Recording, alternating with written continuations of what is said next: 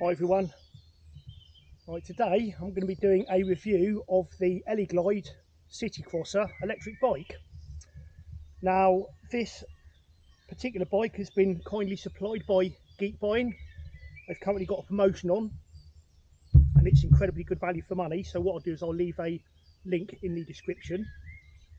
It's actually the cheapest e-bike currently available with a torque sensor.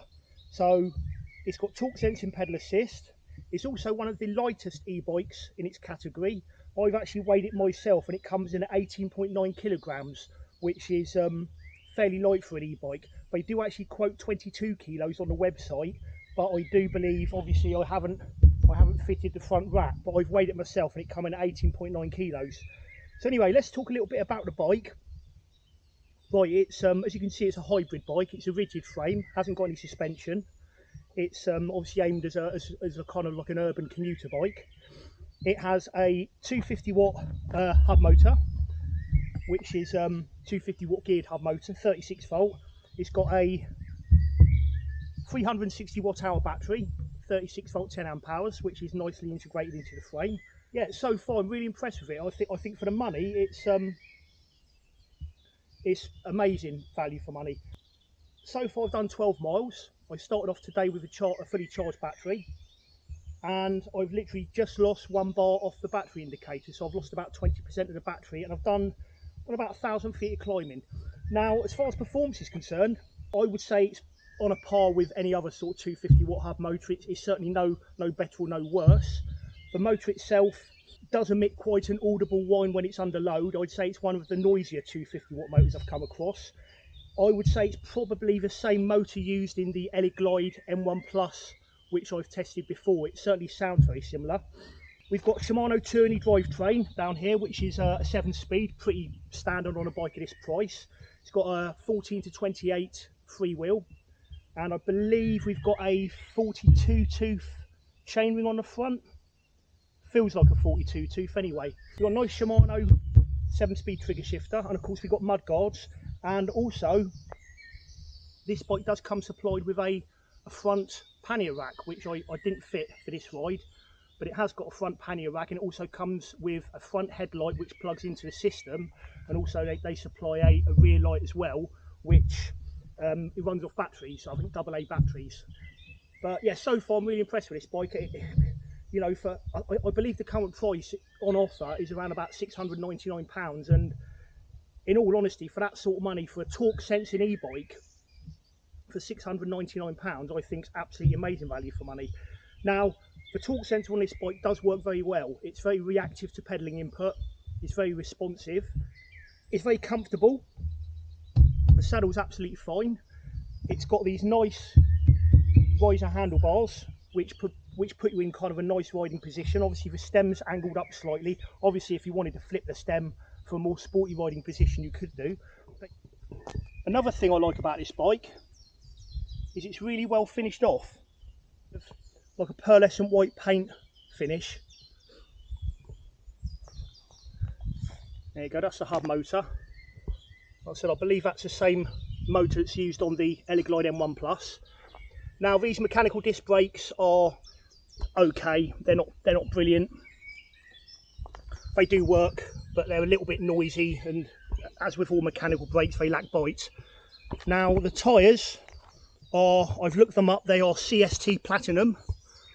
They have a Kevlar punch resistant belt in them, so they're going to be, I would say, probably on a par with like a Continental Contact City tyre. They roll really well on tarmac. They're quite a fast rolling tyre. I believe it's a 700 by 38. They run at quite high pressures. There you go. Now this battery, obviously you can charge it in situ, or you can remove it and charge it indoors. And there we've got the 7-speed transmission. And the display, it's the same display as fitted on the Eleglide M1 Plus. You've got 5 levels of assist. Now I've only used it in level 1. Now obviously the amount of assist level you're going to need is going to be very subjective depending on your own fitness. Now I ride bikes all the time, so I've got a good level of fitness, and I found level 1 actually provides plenty of assist. Now, you can unlock the speed on this. Obviously, if you live in the UK or EU, I wouldn't recommend that, but you can get into the advanced settings menu and you can increase the speed limit. I've kept it at the 15.5 miles an hour. Now, as far as pedaling it with the assist off is concerned, or once you pedal beyond the 15.5 mile an hour cut-off point, there's no noticeable resistance from the motor. It just feels like you're pedaling a sort of heavy bike, really, which is really good. So anyway, what I'm going to do now is I'm going to carry on this ride. I'm going to do a little hill climb test.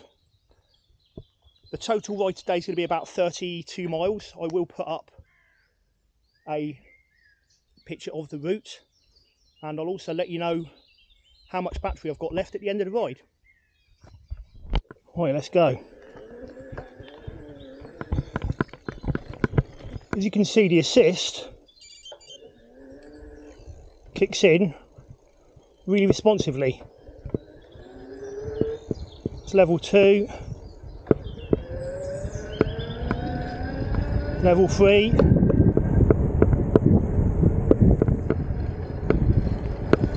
level 5.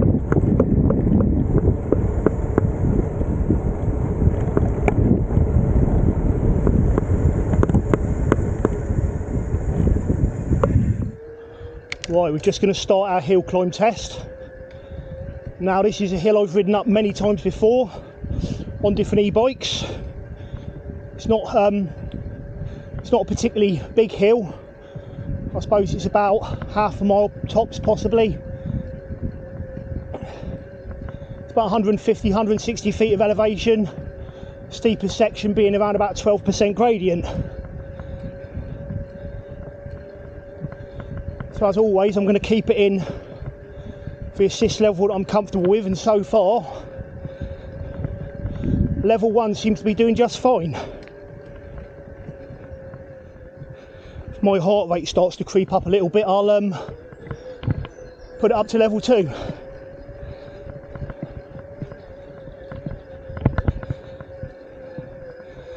Right, going up to level 2 now.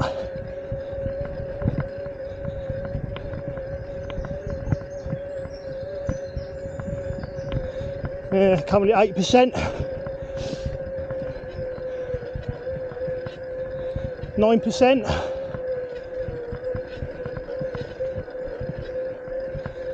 10%. Yeah, we're up to 12% now.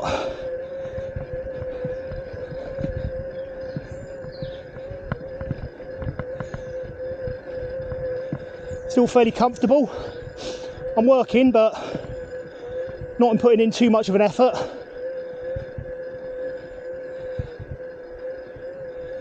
My heart rate's usually at about 150 BPM by now on my regular bike. Currently at 130, so I'm well within my comfort zone. Still in level 2.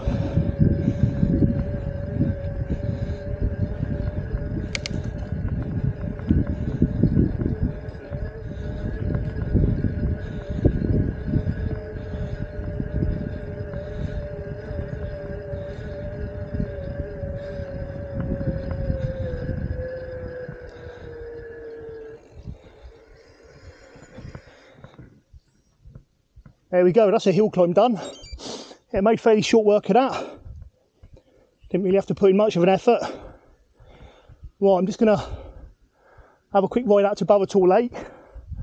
Might take it off road for a little bit actually.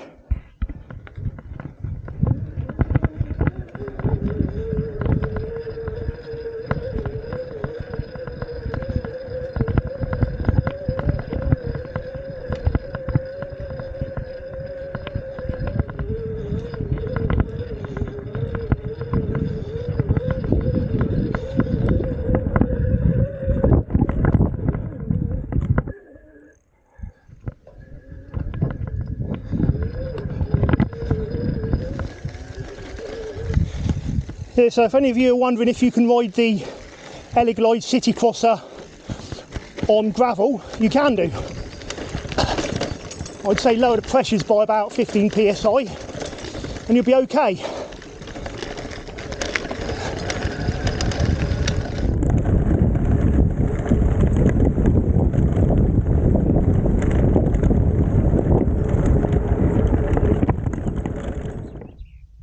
Right, let's wrap this up now. I'll give you my conclusion. I think for the money, I think for its current price at £699, even for its regular price of around about £800, it's incredibly good value for money. It's definitely the cheapest torque sensing e-bike that I'm aware of. I'm not aware of another e-bike with a torque sensor for this kind of price range. The torque sensor works well, it's responsive, it works as you'd expect the torque sensor to work. As soon as you stand on the pedals, the bike's away, basically it goes. As far as comfort's concerned, it's excellent. I mean, I've just come up to 16 miles now and I've got no discomfort whatsoever. I'm 6'1", but obviously there's quite a lot of adjustment in the saddle, so a shorter rider could ride it and possibly a slightly taller rider. Another big plus for me about this bike is its weight. Now, most e-bikes around this price range are usually sort of 22, 23 kilograms. Now, like I said, I've weighed this at 18.9 kilos, but yeah, I think it's a really, really good bike for the money. I'd certainly have no trouble in recommending it. If this is the kind of bike you're after, if you're after a commuter bike, you don't want anything with suspension, you want something that's fairly lightweight to be able to take upstairs, I think it's absolutely brilliant. Now, as far as battery range is concerned, it's still showing 4 bars out of 5 and I've done nearly 16 miles. I have only used it in level 1. Obviously, if you're going to use it in a higher power level, you're going to get through the battery a lot quicker. Eleglide do state on their website that this bike has a 75 kilometre range, which is about 45 miles, 50 miles. And based on my riding so far, I'd say that's probably achievable if you're using it in the lowest level of assist. Obviously, it's going to depend on the kind of terrain you're riding on and your own weight and everything else, but I certainly say 40 miles, 35 to 40 miles is going to be very realistic for most people. Maybe 50 miles if you're a seasoned cyclist. Anyway guys, I hope you found this video useful. If you did, please don't forget to like and subscribe. I will be adding more content in the future, and I'll see you later.